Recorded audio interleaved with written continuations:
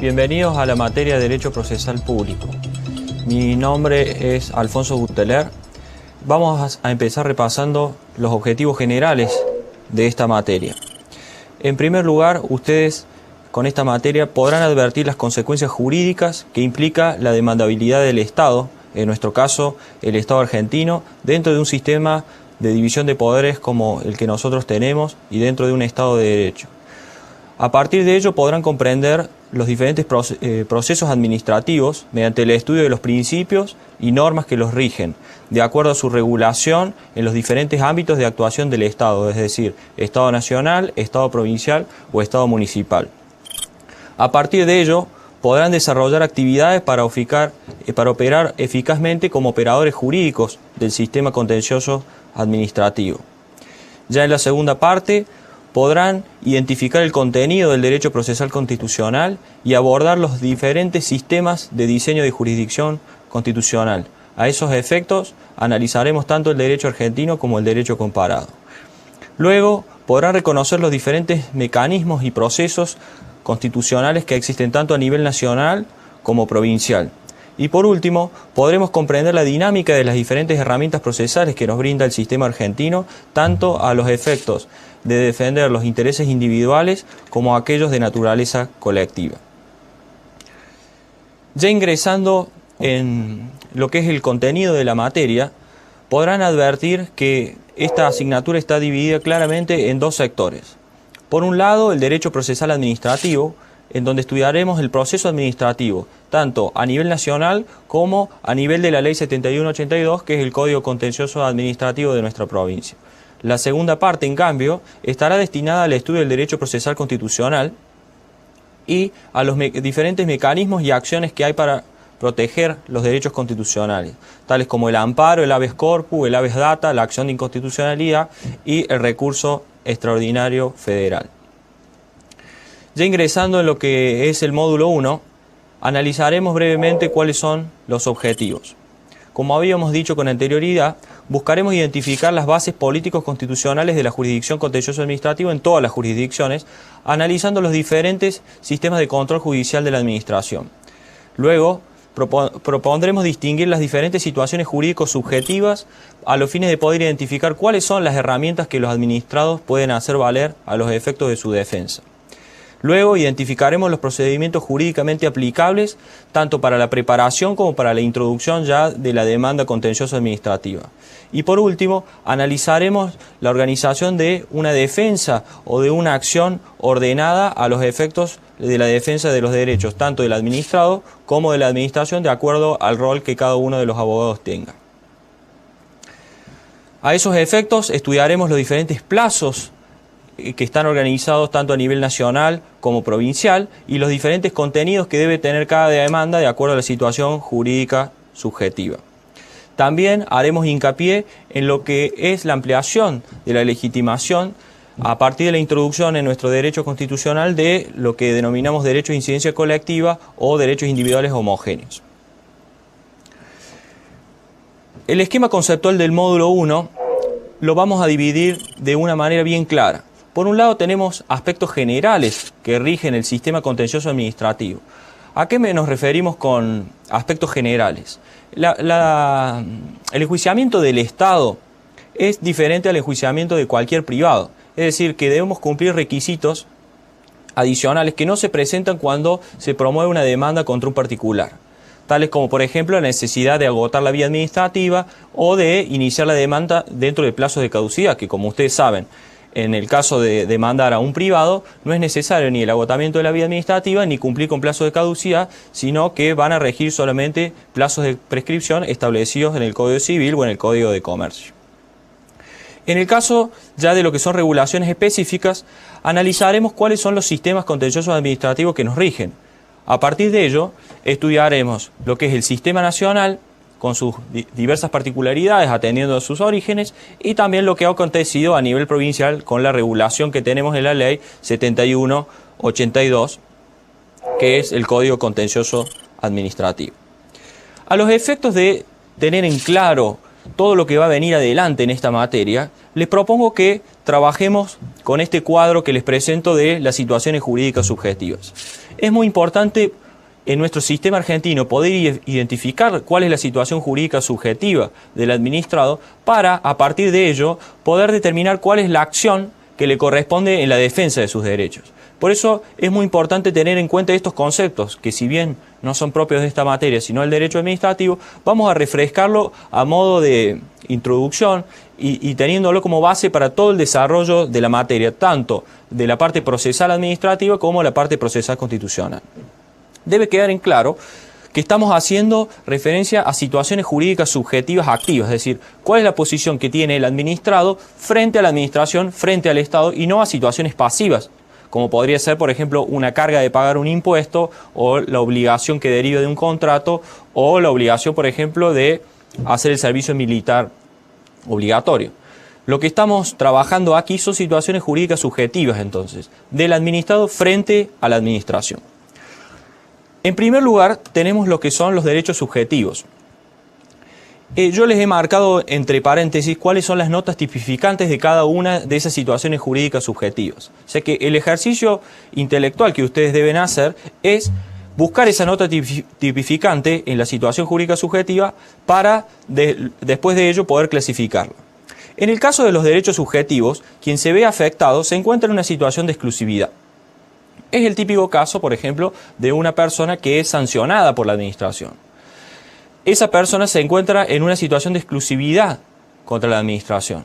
Por lo tanto, al impugnar ese acto administrativo y luego iniciar una acción judicial, lograr la anulación, esa sentencia va a afectar solamente a quien se encuentra en esa situación de exclusividad. Debe tener cuidado con lo siguiente. Esta circunstancia no varía si quienes son sancionados son muchas personas. Es decir, puede haber lo que se llama un acto administrativo múltiple. Supongamos que se le aplica una sanción a 100 empleados que han realizado una huelga. En ese caso, todos esos empleados se encuentran en una situación jurídica subjetiva de derecho subjetivo. Todos tienen una situación de exclusividad. No porque haya un grupo o una situación colectiva varía la circunstancia de hecho, sino que en ese caso todos deben interponer un recurso administrativo y luego promover la acción judicial. Que uno de ellos logre vencer en ese pleito no significa que esa situación aproveche a los demás. Esto deben tenerlo bien en cuenta para luego no confundirse con lo que son intereses legítimos. Entonces, en el derecho subjetivo, el administrado tiene una situación de exclusividad. El acto administrativo lo perjudica solo a él, con independencia de que haya muchos sujetos como les acabo de explicar. Deben tener presente que esta categoría que distingue de acuerdo a la situación jurídica subjetiva, nosotros la hemos tomado del sistema italiano. Entonces, aquí en Córdoba será relevante distinguir si una persona tiene un derecho subjetivo o un interés legítimo, en tanto que, como pueden ver en el cuadro, ello va a modificar la acción que deben promover. Porque como vamos a ver dentro de un ratito, en el sistema cordobés, a pluralidad de situaciones jurídicas subjetivas se verifica una acción distinta. Entonces, ¿qué significa esto? Si en Córdoba el afectado tiene un derecho subjetivo, deberá promover una acción de plena jurisdicción. Si lo que tiene es un interés legítimo, debe promover otra acción que se llama acción de ilegitimidad. Fíjense que la misma situación en el nivel nacional es totalmente distinto, pues resulta innecesario distinguir si el administrado detenta un derecho subjetivo o un interés legítimo a los efectos de promover una acción. Bastará con que plantee una acción de nulidad para que queden comprendidos tanto el derecho subjetivo o el interés legítimo. Es decir, no hace falta hacer una distinción, pues la legislación que rige el sistema contencioso administrativo no exige realizar una distinción en cuanto a la situación jurídica subjetiva. Pero les vuelvo a repetir, en Córdoba sí ello es necesario y por eso es necesario también de que ustedes sepan distinguir. Vamos a analizar ahora lo que es un interés legítimo. Esta categoría, que muchas veces es difícil de distinguir en la práctica, tiene una nota tipificante que en este caso es la concurrencia. Quiere decir que hay varias personas que se encuentran en una situación de concurrencia. Por lo tanto, los efectos de la anulación de ese acto o de una sentencia que declare la nulidad de ese acto administrativo va a aprovechar a todos, independientemente de si han impugnado o no. Ven aquí la diferencia con el derecho subjetivo. Se estarán preguntando entonces cuál sería un ejemplo de interés legítimo.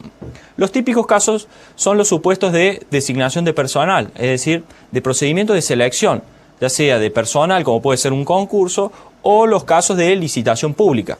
Fíjense cómo funciona. Supongamos que una empresa gana una licitación pública para realizar una obra pública y participan 5 oferentes. Quienes han salido segundo, tercero, cuarto y quinto pueden impugnar la adjudicación de ese contrato. Quien impugne, si resulta vencedor, va a lograr como efecto que se declare la nulidad de todo el procedimiento. Pero eso no significa que quien impugnó vaya a resultar adjudicatario del contrato, sino que todo se encuentra en una situación de concurrencia. Por lo tanto, los efectos de su revocación en sede administrativa o de su declaración de nulidad en sede judicial los aprovecha todos y por lo tanto debe volver a realizarse la licitación pública o a lo sumo retrotraerse hasta el momento en que el juez lo ordene. Lo mismo pasa en el supuesto de un concurso. Quien impugna un concurso y logra dejar sin efecto el mismo, hace que todos se vean beneficiados con los efectos de esa decisión y por lo tanto el concurso debe retrotraer sus efectos. Esto es una situación que no todos los operadores jurídicos del derecho administrativo lo tienen en cuenta. Por lo tanto, ustedes como alumnos deben tener presente eso. Cuando se da, repito, la anulación de un acto administrativo, ya sea en sede administrativa o en sede judicial, que tiene como base un interés legítimo, esa situación aprovecha a todos, justamente porque todos los que han participado se encuentran en una situación de concurrencia. Como les decía hace un ratito con relación a los derechos subjetivos, en Córdoba es necesario distinguir, pues cuando se da la presencia de esta situación jurídica subjetiva, el administrado debe promover una acción de ilegitimidad.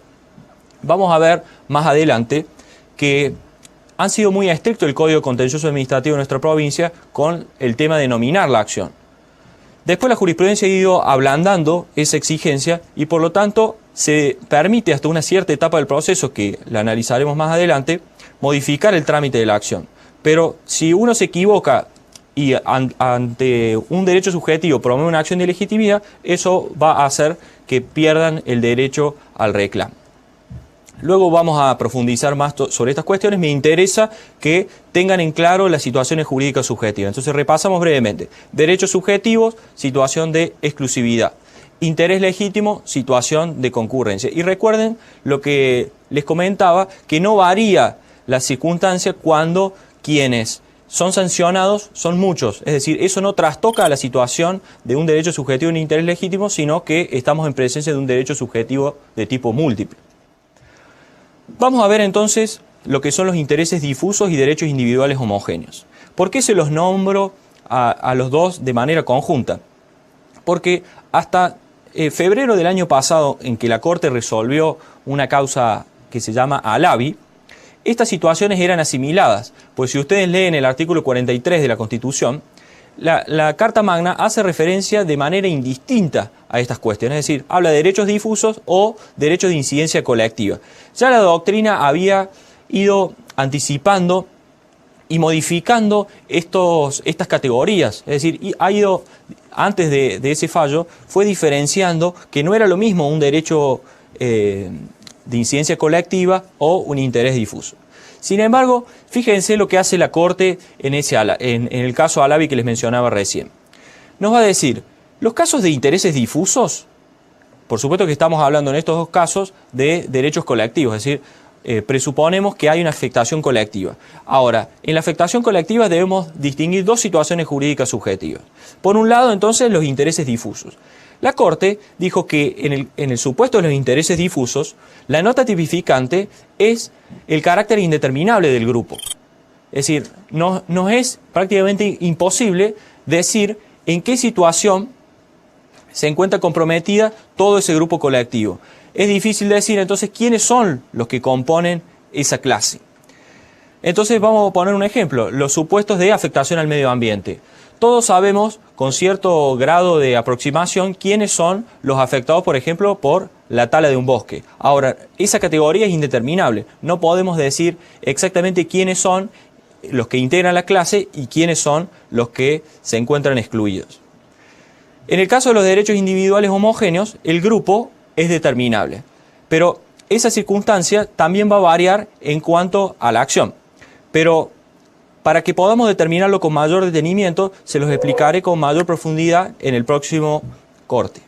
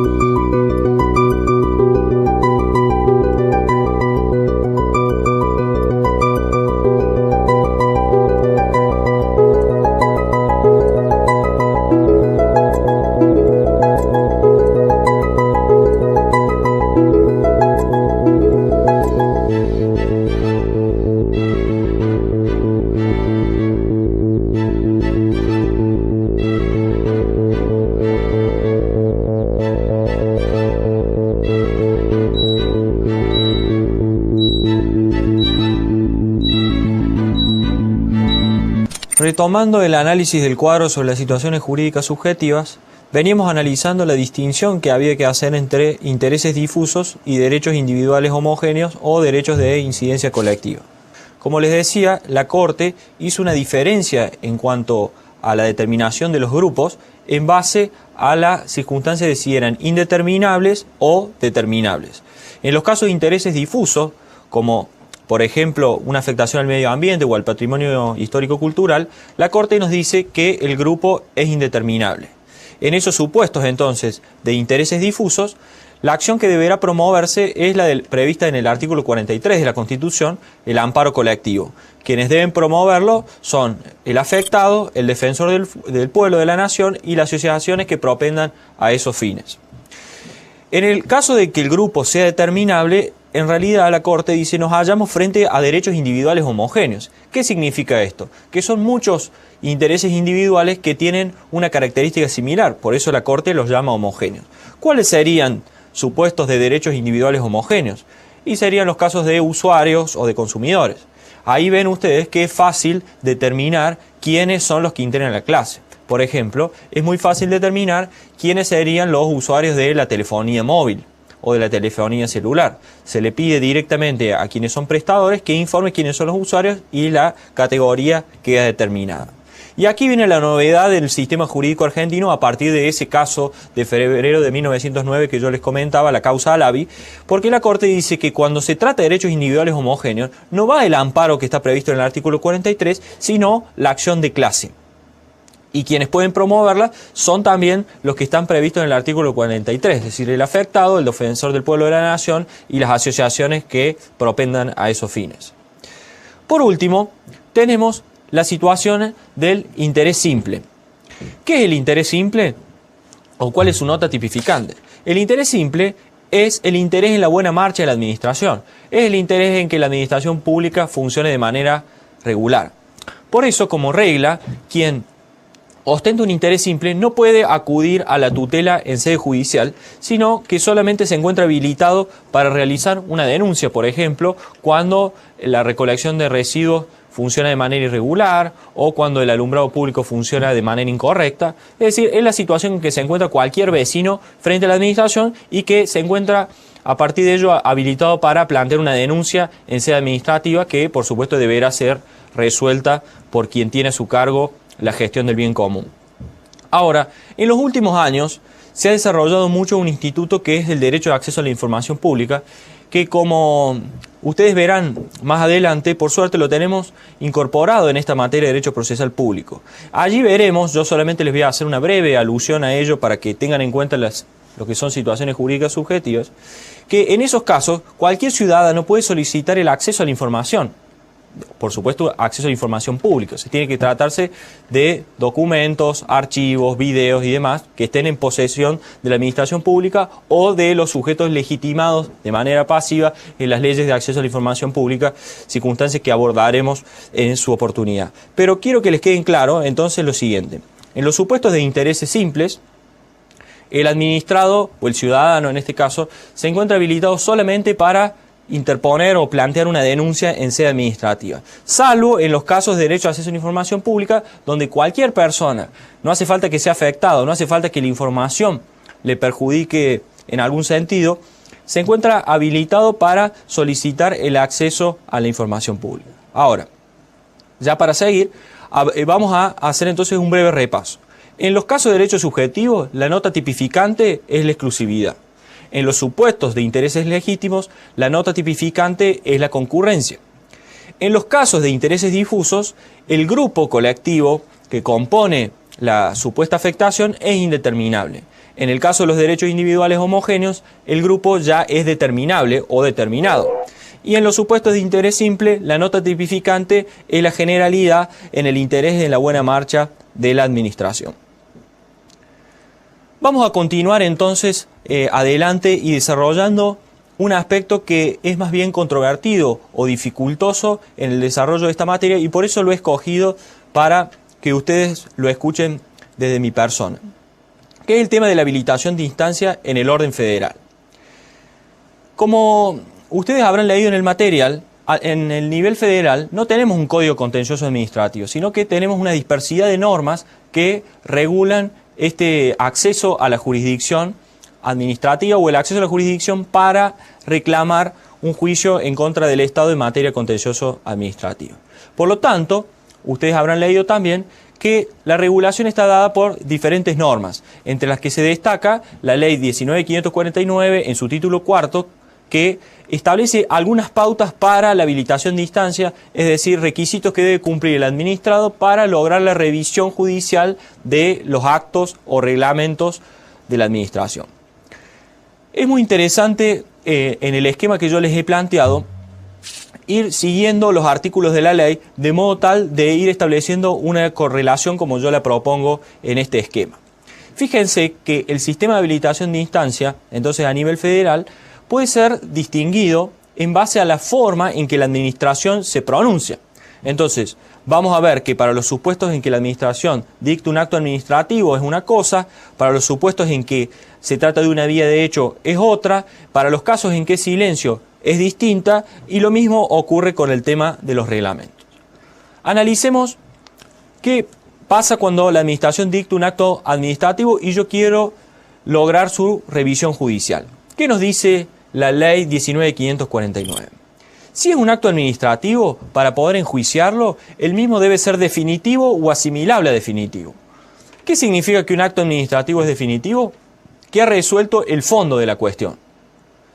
Asimilable a definitivo se entienden aquellos supuestos en donde, si bien no ha sido resuelto el fondo de la cuestión, la forma en que ha resuelto la administración, el contenido de esa decisión, impide su prosecución. Supongamos el caso en donde se está tramitando un sumario administrativo y nosotros ofrecemos cierta prueba y la administración rechaza la producción de la misma.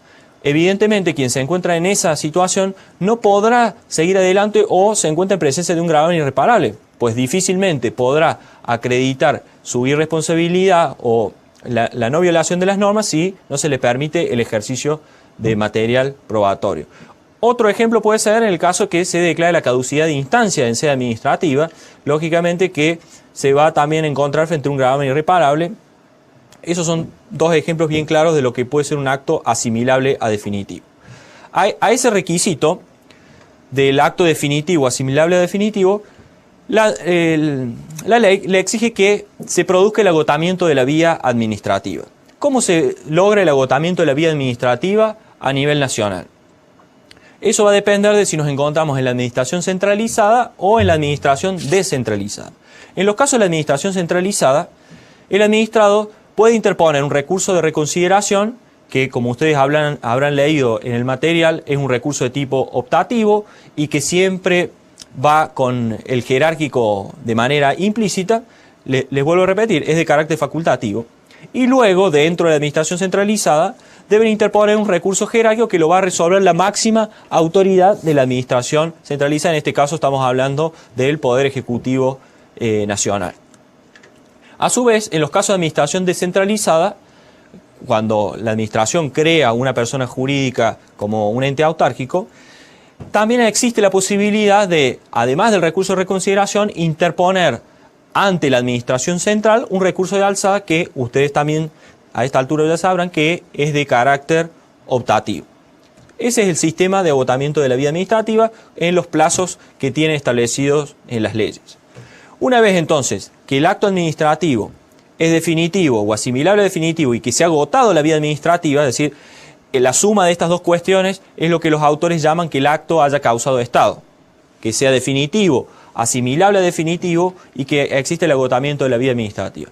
Entonces, una vez que ustedes se encuentran en esa condición, a partir de la notificación del acto por el cual, o sea, el acto que resuelve el recurso por el cual se agota la vía administrativa, ustedes tienen, por lo establecido en el artículo 25 de la ley 19.549, 90 días hábiles judiciales para interponer la demanda. Como ven, aquí hacemos aplicación de lo que anticipamos antes. Se trata de un plazo de caducidad. Y ustedes se estarán preguntando, ¿qué ocurre si no se interpone la demanda dentro de esos 90 días? Bueno, si eso ocurre y no se interpone la demanda dentro de ese plazo, caduca la acción. ¿Qué significa que caduca la acción? Que ese acto queda firme y que no puede ser revisado judicialmente. Esto que les acabo de marcar es muy importante, es de capital importancia, en tanto que es una cuestión que muchas veces es desconocida, pues quienes operan con el derecho privado están acostumbrados a manejarse con plazos más largos. En el derecho administrativo, vencido un plazo para interponer un recurso o vencido el plazo para interponer la demanda judicial, se produce la firmeza del acto administrativo y esa decisión no puede ser revisada, así lo ha entendido la Corte Suprema en el conocido caso Fernando Serra del año 1993. Bien, entonces esa es la situación cuando estamos en presencia de una pretensión impugnatoria de un acto administrativo. Ahora, ¿qué ocurre en los supuestos de silencio? A estos efectos tienen que tener en cuenta que en virtud de lo establecido en el artículo 9 de la ley 19.549, el silencio a nivel nacional se considera como denegatoria tácita. Por lo tanto, si yo hago un planteo, interpongo un recurso en sede administrativa y vencen los plazos para que el órgano se pronuncie, se considera denegado tácitamente el pedido o el recurso. Por lo tanto, esa circunstancia me habilita para proseguir en este camino de agotamiento de la vía administrativa. Tiene que tener en cuenta también que para determinar si se ha agotado la vía administrativa por silencio deben advertir, como lo hacíamos con relación al acto, qué ubicación tienen dentro de la escala jerárquica, es decir, en qué lugar dentro de la administración están. ¿Qué les quiero decir con esto? Que si el silencio se produce no por el órgano superior de la administración, sino por un órgano inferior, no quiere decir que hay agotamiento de la vía administrativa por silencio. Quiere decir que han saltado ese primer paso por silencio, pero luego el expediente administrativo debe ser elevado ante la máxima autoridad, en este caso ante el Poder Ejecutivo de la Nación, para que éste se pronuncie por el recurso jerárquico. Si se vuelven a vencer los plazos para que la administración se pronuncie en ese caso, ahí sí estará habilitada la instancia administrativa por un mecanismo de silencio. Ahora, si se produce el silencio, ¿cuál es el plazo para promover la demanda? Bueno, de acuerdo a lo que establece el artículo 26 de la ley 19.549, no existe un plazo cuando se verifica el supuesto del artículo 9. En esas hipótesis queda habilitado para en cualquier momento interponerse la demanda siempre que no se verifique el plazo de prescripción. O sea que aquí podemos decir que la administración, cuando está en un supuesto de silencio, queda asimilada a lo que es el enjuiciamiento en contra de privadas en cuanto al tema de los plazos de caducidad. ¿Qué ocurre si estamos en presencia de una vía de hecho? Primero hay que conceptualizar lo que es una vía de hecho, lo que no es una situación dogmáticamente sencilla. Para esto vamos a acudir a la terminología establecida por la propia ley en el artículo 9 de la ley. En ese caso, nos va a decir la ley que estamos frente a un supuesto de vía de hecho cuando hay un comportamiento material de la administración o cuando ésta ha ejecutado materialmente un acto administrativo que no ha sido notificado. Como ustedes saben, el requisito de validez, mejor dicho, el requisito de eficacia de un acto administrativo es una notificación. Entonces, cuando estamos en presencia de un comportamiento material de la administración, la ley, en el artículo 23, nos dice que no hace falta agotar la vía administrativa, sino que directamente puede cuestionarse ese comportamiento dentro de los 90 días hábiles judiciales ante el fuero contencioso administrativo. Por último, tenemos el caso de habilitación de instancias cuando estamos ante un reglamento.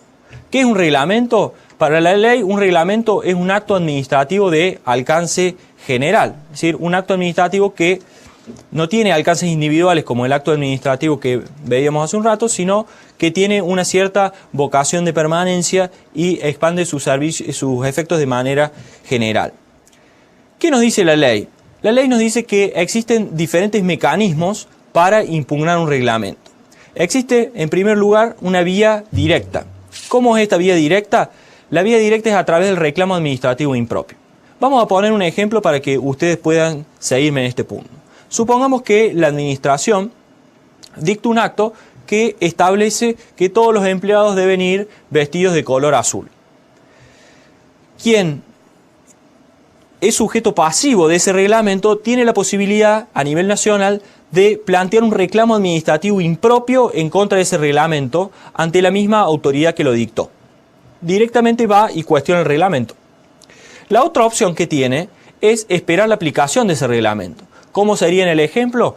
Ir vestido de color blanco y a partir de ello el administrado o el empleado va a recibir una sanción que se va a plasmar a través de un acto administrativo. Bueno, ese acto administrativo lo vamos a cuestionar a través de un recurso administrativo, el que corresponda de acuerdo a la organización administrativa. ¿Ven? Ahí la impugnación del reglamento no es directa, sino que es indirecta, es decir, la impugnación del acto de aplicación. Y por último, tenemos la vía excepcional, que es la que más se verifica en la práctica, que es a través de la acción de amparo. Directamente se plantea una acción de amparo en sede judicial por quien se ve afectado por el reglamento. Con esto quedan en claro las diferentes alternativas de habilitación de instancia que existen a nivel federal. Por ello es muy importante que ustedes tengan en cuenta cuál es la forma en que la administración se pronuncia. Pues de acuerdo a la forma, una vez que ustedes detecten cuál es la forma, van a saber cuáles son los mecanismos que tienen que seguir. Por eso es muy importante que repasen los conceptos que vieron en derecho administrativo de acto administrativo, de silencio, de vía de hecho o de reglamento. En el bloque siguiente entonces seguiremos con el análisis de la habilitación de instancia en la Ley 7182.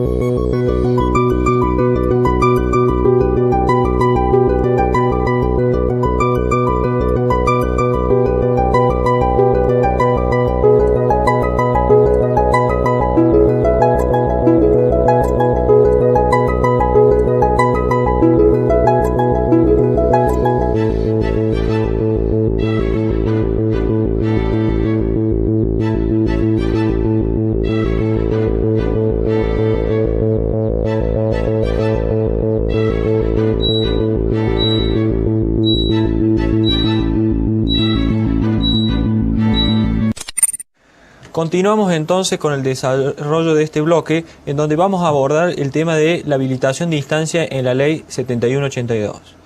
Deben tener presente que esta ley es el Código Contencioso Administrativo de la provincia de Córdoba, que fue dictado en el año 1984. Entonces, hay que remarcar aquí que a diferencia de lo que ha acontecido a nivel nacional, el sistema contencioso administrativo de Córdoba está regulado. Y no solamente está regulado el trámite contencioso administrativo, sino que también están previstas allí las diferentes materias que dan lugar a las demandas contenciosas administrativas. Por eso, cuando ustedes lean el código, van a empezar analizando el artículo 1, en donde van a ver que todo este juicio contencioso administrativo está centralizado en la figura del acto administrativo. Por ello verán ahí que para que se pueda enjuiciar un acto administrativo emanado de la administración pública en un juicio contencioso administrativo, el mismo debe emanar de cualquier autoridad que esté en ejercicio de una potestad pública, es decir, administración provincial centralizada, descentralizada, a través de sus entes autárquicos. Y es muy importante remarcar que esta ley también, que es una distinción que debe hacerse a lo que marca el nivel nacional, establece que pueden ser enjuiciados no solamente los actos administrativos típicos, que son los del Poder Ejecutivo, sino también los actos administrativos que emanan, por ejemplo, del Tribunal de Cuentas, del Poder Legislativo, del Poder Judicial.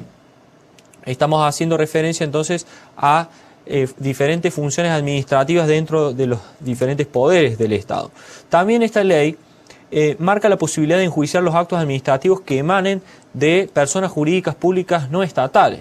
Es decir, estamos haciendo referencia a personas jurídicas que llevan adelante un cometido público delegado por el Estado, pero que no componen la administración pública. ¿A qué nos estamos refiriendo? Nos estamos refiriendo, por ejemplo, a lo que son los colegios profesionales, como puede ser el colegio de abogados o el colegio de escribanos, de agrimensores. Esas personas jurídicas que decimos que son públicas pero que no son estatales, llevan adelante un cometido estatal. En el caso del colegio de abogados, el colegio de abogados lleva adelante la administración de la matrícula de los letrados. Por eso toda la actividad que lleva adelante el colegio con relación a la administración de la matrícula se considera actividad administrativa y puede dar lugar a demandas contenciosas administrativas, por ejemplo, cuando se le cancela la matrícula a un abogado o cuando se le aplica una sanción por parte del Tribunal de Disciplina. ¿Sí? En esos casos, quien debe ser enjuiciado es directamente la persona jurídica estatal, en este caso el Colegio de Abogados. Ahí en esos supuestos hay una delegación por parte del Estado del ejercicio de lo que denominamos un cometido público. También puede plantearse los casos incluso en contra de particulares, como pueden ser, por ejemplo, los supuestos en donde intervienen concesionarios de servicios públicos.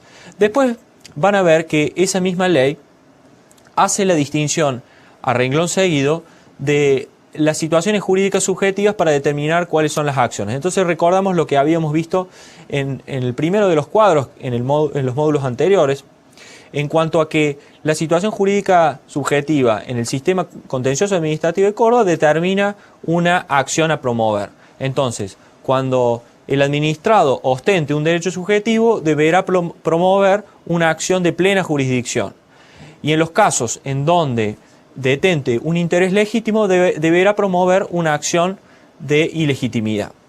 Ustedes se estarán preguntando ahora, y a partir de la lectura del artículo 2, ¿qué ocurre con las situaciones jurídicas subjetivas de índole colectiva que nosotros analizamos? Sea que lo denominemos como derechos de incidencia colectiva o derechos individuales homogéneos o intereses difusos.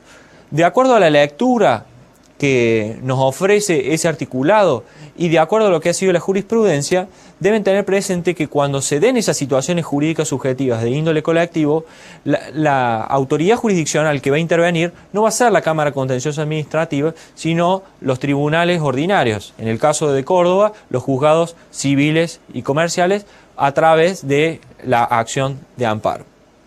En el artículo 2 de la ley van a tener lo que el legislador en su momento consideró materia excluida del contencioso administrativo.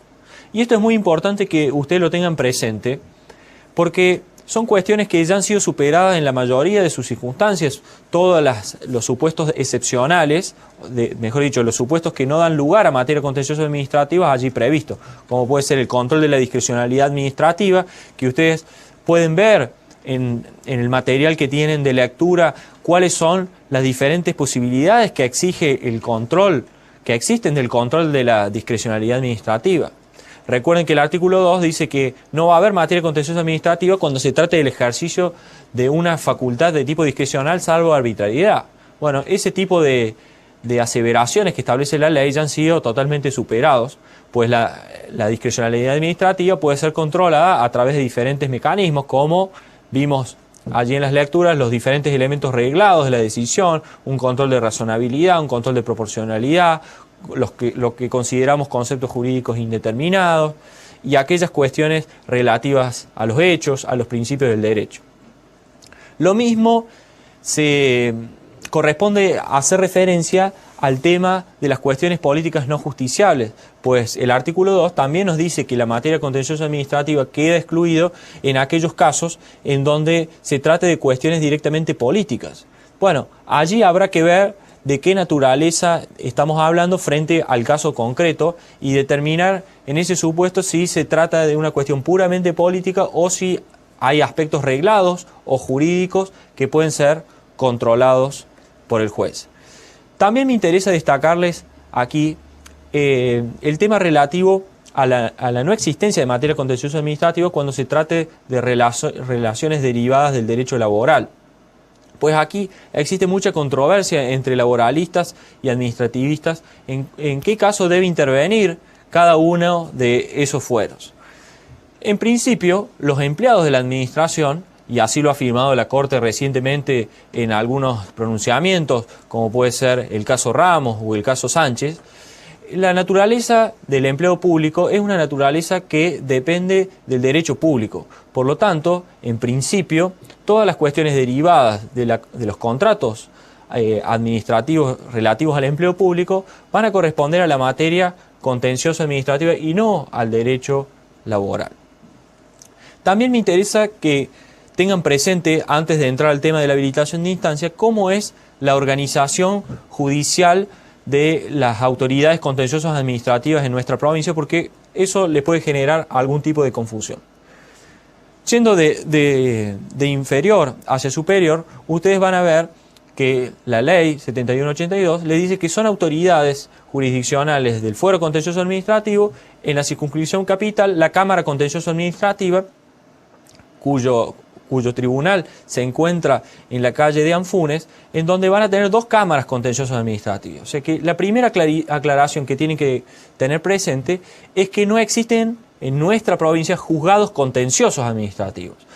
No cometan el error de pensar que los juzgados de faltas, que son en realidad, digamos, tribunales de tipo administrativo, son funcionarios administrativos no judiciales, no cometan el error de considerar de que los juzgados de faltas son juzgados judiciales, valga la redundancia, y que se encuentran en inferioridad jerárquica de lo que son las cámaras contenciosas, sino que en los juicios contenciosos administrativos, las cámaras contenciosas administrativas intervienen como tribunal de primera instancia.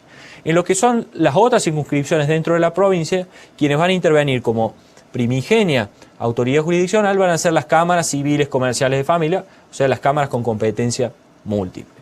A partir de allí, quien va a intervenir en revisión de ese tipo de decisiones va a ser el Tribunal Superior de Justicia a través de su sala en lo contencioso administrativo, integrada por 3 jueces, y ya veremos de acuerdo a quién sea el sujeto demandado, en qué carácter interviene el Tribunal Superior, si como tribunal de recurso de apelación o como tribunal de recurso de casación. Bien. Entramos entonces de lleno a lo que es la habilitación de instancia en el Código Contencioso Administrativo. También aquí hemos propuesto que ustedes distingan los pasos a seguir en base a cómo se ha manifestado la administración. Si lo que ha dictado la administración es un acto administrativo, se repite aquí un esquema parecido al sistema nacional. Es decir, el acto debe ser definitivo o asimilable a definitivo y se debe haber producido el agotamiento de la vía administrativa, ¿sí? Hasta aquí estamos en igualdad de condiciones. Lo que sí hay que distinguir es que el agotamiento de la vía administrativa a nivel provincial tiene algunas disimilitudes con el sistema nacional. Primero, en particular, habíamos visto que en la Nación el recurso de reconsideración era optativo y llevaba implícito el jerárquico. Bueno, debo aclararles que en el sistema provincial el agotamiento de la vía administrativa siempre exige el recurso de reconsideración por tener un carácter obligatorio. Tengan en cuenta también que los plazos son más breves. En el caso de Córdoba solamente tienen 5 días para interponer el recurso de reconsideración. Y después del recurso de reconsideración, de acuerdo a en qué lugar nos encontremos dentro de la organización administrativa, tendremos recurso jerárquico, obligatorio, por supuesto, si estamos dentro de la administración centralizada, y si estamos dentro de la administración descentralizada, deben utilizar el recurso de alzada, que sí tiene carácter optativo, al igual que lo que vimos a nivel nacional.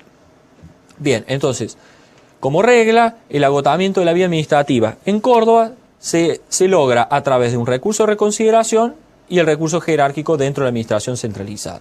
En el caso de administración descentralizada, recurso de reconsideración obligatorio y luego recurso de alzada como carácter optativo.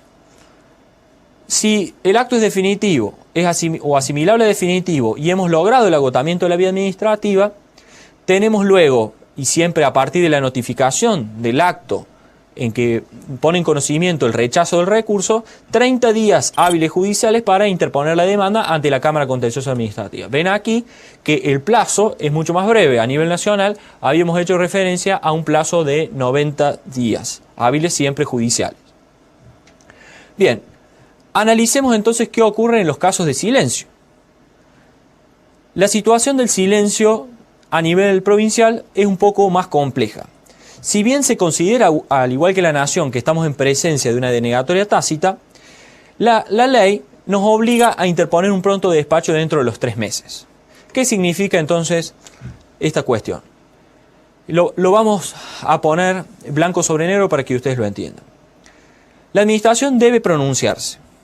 ¿No se pronuncia?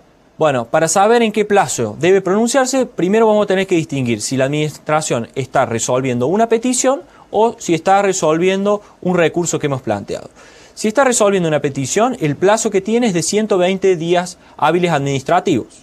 Si está resolviendo un recurso que hemos interpuesto, el plazo es de 20 días hábiles administrativos. Una vez vencidos los 120 días o el plazo para resolver el recurso, ustedes se consideran denegados tácitamente. Pero la ley les exige que interpongan un pronto despacho. ¿En qué plazo deben interponer el pronto despacho? Dentro de los 3 meses de vencido el plazo para cuestionar la decisión.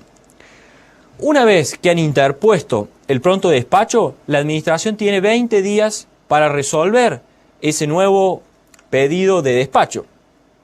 Una vez que han vencido esos plazos, ustedes tienen que contar 6 meses desde que interpusieron el pronto despacho, no desde que se vencieron los 20 días, sino desde que interpusieron el pronto despacho, para interponer la demanda judicial. O sea que tienen 6 meses para interponer la demanda contenciosa administrativa desde el día en que han interpuesto el pronto despacho. 2 cuestiones para aclarar. En primer lugar, verán que el sistema es más complicado de lo que acontece a nivel nacional, donde veíamos que una vez producida la denegatoria tácita a nivel nacional, me consideraba denegado y no tenía plazo para promover la demanda, sino solamente un plazo de prescripción. Acá, como vemos, el sistema es más complejo. Primero, porque debo interponer el pronto despacho dentro de un determinado plazo. Y luego, porque tengo 6 meses para iniciar la demanda en los supuestos de silencio. Me interesa que les quede grabada una cuestión, porque en este asunto hay una pequeña trampa en la cual uno puede caer si hace una lectura apresurada de la ley. Fíjense que los 6 meses se cuentan desde que se interpone el pronto despacho. No se cuentan desde que están vencidos los 20 días producto del pronto despacho. O sea que en la práctica no hay 6 meses para interponer la demanda, sino 5 meses y unos días. Deben tener en cuenta esa circunstancia para no perder la posibilidad de iniciar la demanda. Pasemos ahora a lo que es el reglamento. Habíamos visto que a nivel nacional existen diferentes sistemas, un sistema de impugnación directa, otro indirecta y otro excepcional. En el caso del reglamento en Córdoba, tienen 2 posibilidades. Una, esperar el acto de aplicación, pero esa posibilidad va a regir en la medida en que podamos esperar ese acto de aplicación y que éste no llegue demasiado tarde. Por lo tanto, en la práctica lo que más ocurre es que los reglamentos se impugnan directamente a través del amparo y no se espera su acto de aplicación porque muchas veces eso puede generar un gravamen de tipo irreparable. Bien, estas son las diferentes circunstancias que se presentan dentro de la habilitación de instancias de la Ley 7182. Vamos a concluir ahí este cuadro para en el próximo bloque ir trazando un paralelo entre los 2 sistemas.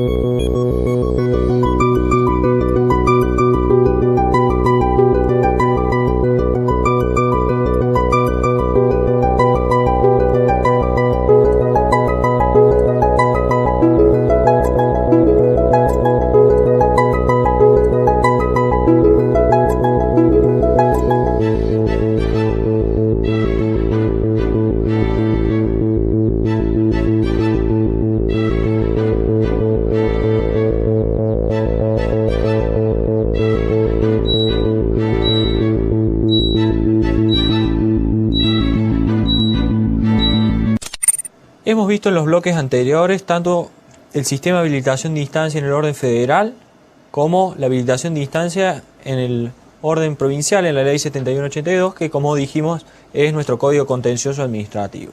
Es decir, que procesalmente ya nos ubicamos habiendo salido de la administración mediante el agotamiento de la vía administrativa y ya hemos interpuesto la demanda dentro de los plazos de caducidad. ¿Cómo debemos seguir adelante en ambos sistemas? Bien, en el sistema nacional, como habíamos dicho, no tenemos un código contencioso administrativo, por lo tanto, se aplica el Código Procesal Civil y Comercial de la Nación. Es decir, que el juez, una vez que ha verificado el cumplimiento de estos recaudos, de agotamiento, más el cumplimiento de los plazos de caducidad, va a declarar ello mediante una resolución fundada y le va a dar trámite a la demanda, corriéndole el traslado al Estado Nacional o al organismo que haya sido demandado.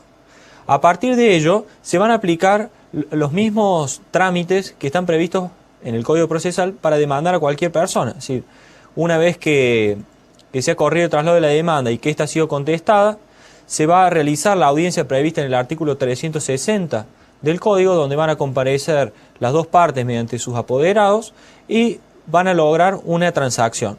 En la práctica, los abogados del Estado en general manifiestan no tener instrucciones para llegar a una conciliación.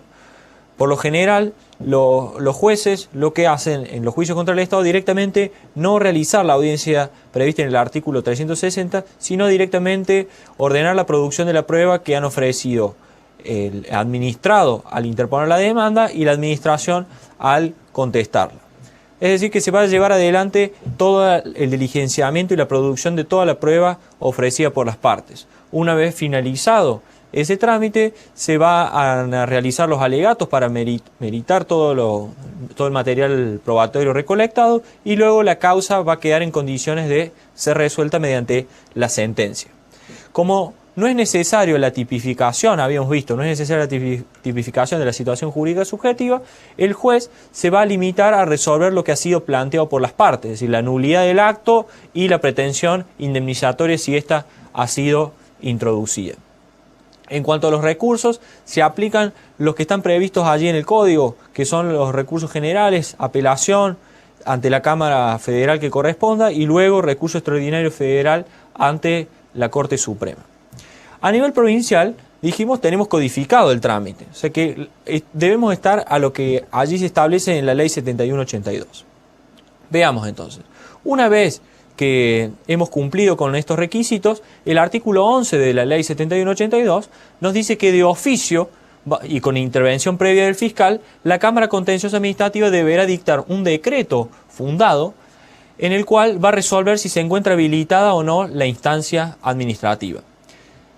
Si decide que no se encuentra habilitada la instancia administrativa, el administrado se encuentra habilitado para cuestionar esa decisión. ¿Y cómo deberá hacerlo? Bueno, aquí empezamos con la distinción, la distinción de los recursos en base a quiénes son los sujetos demandados. Si lo que ha hecho la administración, si lo que ha hecho la Cámara Contenciosa Administrativa es declararla inhabilitada la instancia, lo que deberá plantear el administrado es la reposición de ese proveído, porque ese proveído, según lo establecido en el artículo 11, se hace a través de un decreto fundado. O sea que no va un recurso, sino que va un proveído. Ese proveído entonces interpone un recurso de reposición que debe ser resuelto por la Cámara. Una vez que el mismo es resuelto, se deberá interponer, en el caso de que sea la provincia la demandada, el recurso de apelación, y en el caso de que sea la municipalidad u otro órgano dotado de potestad pública el demandado, un recurso de casación ante la Cámara, que si es concedido, deberá elevarlo luego al Tribunal Superior de Justicia a través de su sala en lo contencioso administrativo. En el caso en que, a través del decreto fundado del artículo 11, la Cámara decida admitir la pretensión contencioso administrativa, va a ordenar correr el traslado de la demanda por 19 días al sujeto público demandado, quien deberá contestar y oponer las excepciones que se establecen en la Ley 7182. De las excepciones que están allí previstas, me interesa detenerme en la que está prevista en el inciso A, en cuanto que se permite al sujeto público demandado oponer la excepción de falta de competencia o de incompetencia. Pues es allí en donde los abogados del Estado deben introducir las objeciones sobre el agotamiento de la vía administrativa o el incumplimiento de los plazos de caducidad. Esa excepción es de previo y especial pronunciamiento, por lo tanto debe ser resuelta antes de proseguir con la causa. En el caso en que esa excepción sea desestimada, se vuelve a correr traslado de la demanda y va a quedar trabada la litis entre los dos sujetos procesales. A partir de allí se va a abrir la causa prueba y luego de la prueba se van a realizar los alegatos y la causa va a quedar en condiciones de ser resuelta. Aquí es donde volvemos a hacer las distinciones de acuerdo a la situación jurídica subjetiva. Si se trata de un derecho subjetivo, la Cámara va a tener que resolver sobre la nulidad planteada y la reparación de daños y perjuicios planteada. En cambio, si estamos en presencia de de una acción de ilegitimidad, por estar dotado de un interés legítimo, lo que deberá hacer la Cámara es solamente expedirse sobre la nulidad o no del acto administrativo. En el caso de que se trate de una acción de ilegitimidad, entonces, repetimos, por estar dotado de un interés legítimo, y la sentencia estimara la pretensión del administrado, la misma tendrá, de acuerdo a lo establecido en el Código, efectos erga omnes y será publicada en el Boletín Oficial. En los casos de acciones de plena jurisdicción por estar dotado de un derecho subjetivo, la sentencia solamente tiene efectos entre las partes y se le notificará a quien ha resultado vencido. Me interesa también comentarles un poco del trámite de la ejecución de sentencia porque eso puede dar lugar a algunas dudas.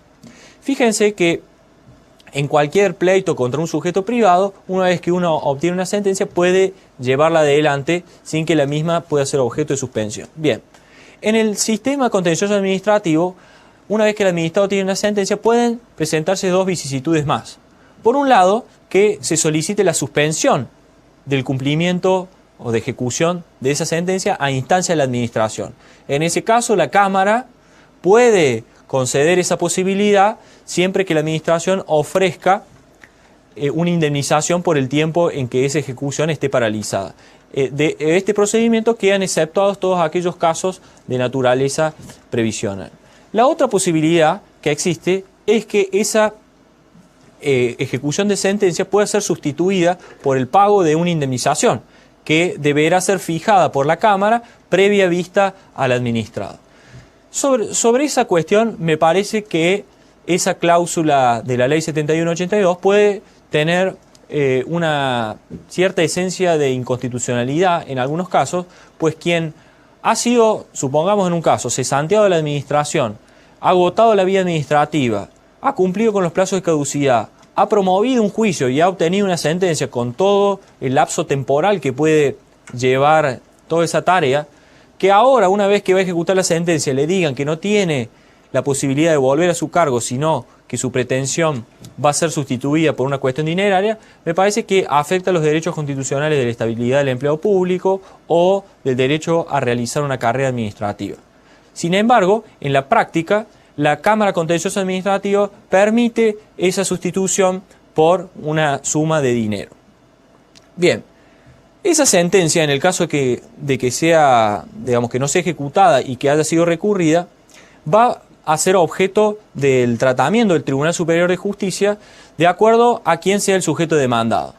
Como habíamos dicho, si contra esa sentencia se ha interpuesto un recurso de apelación por ser la provincia la demandada, va a intervenir la Sala Contenciosa Administrativa entonces por vía de apelación. En el resto de los casos, la sentencia solamente es objeto de recurso de casación, que debe ser interpuesto ante la Cámara dentro de los 15 días, y luego dentro de los 10 días, y luego de ello va a ser elevado al Tribunal Superior de Justicia una vez que ha sido concedido para su tratamiento. Ya llegado al Tribunal Superior y resuelto esto, la única instancia que le va a quedar es la vía del recurso extraordinario federal.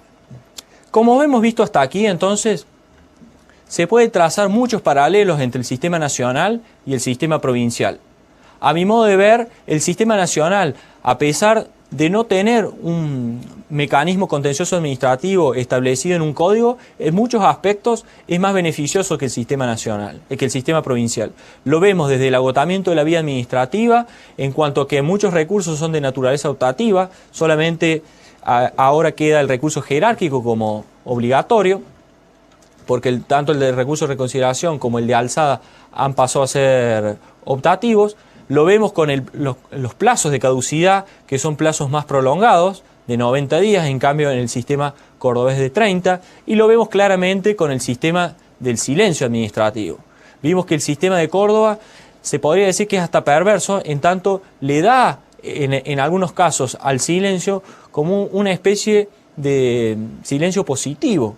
En vez de considerarlo denegatoria tácita y permitirme el acceso a la tutela judicial, me exige interponer pronto despacho y luego me establece un plazo de 6 meses para promover la demanda. Entonces, deben tener presente que en los sistemas de derecho comparado, los países de mayor avanzada van hacia sistemas en donde el agotamiento de la vía administrativa es algo excepcional y en la mayoría de los casos es optativo. Si bien se mantiene, pero los sistemas se han simplificado.